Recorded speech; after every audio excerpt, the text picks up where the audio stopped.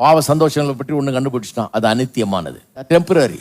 நிறைய பேருக்கு இது வழங்குறது இல்லை பாருங்க. இப்போ இருக்கிற சந்தோஷத்துக்காக போய் இதை அனுபவிக்கிறது. இதனுடைய கவர்ச்சியை அவர்களால் மேற்கொள்ள முடியல.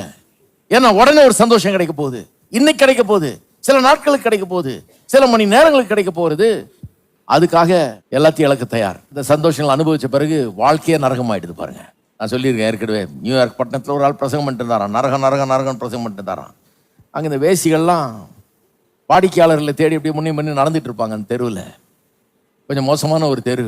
அங்கே பிரசங்கம் பண்ணிட்டு இருக்கிறாரு. அங்கே ஒரு வேசி அப்படியே நடந்துட்டு இருந்தவ இந்த பிரசங்கத்தை நரகம் நரகம் பிரசங்கம் பண்ணுறதை கேட்டுட்டு அந்த அம்மாவுக்கு பொறுக்கல பாருங்க. அந்த அம்மா கத்த ஆரம்பிச்சிருந்தான். ஏன் நரகம் நரகம் நரகம் நரகன்ற, நரகம் போவேன் நரகம் போவேன். நான் நரகத்தில் இருக்கிறேன், ஏற்கனவே இப்பவே நரகத்தில் இருக்கிறேன், அதுக்கு ஏதாவது பதில் சொல்ல அப்படின்றான். எவ்வளோ பெரிய உண்மை பாருங்க.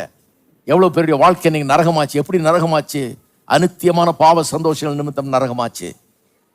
செய்யத்தகாத காரியங்களை செய்யறதன் மூலமாக, அதில் இறங்குறதன் மூலமாக, அதில் ஈடுபடுகிறதன் மூலமாக வாழ்க்கையை நரகமாக மாறிவிடுகிறது. நரகத்துக்கு போற வரைக்கும் வெயிட் பண்ண வேண்டியதில்லை, நரகமாக மாறிடுது. அது அனித்தியமானதுன்னு சொன்னா நீங்க நம்புறதுக்கு ஆள் இல்லை பாருங்க.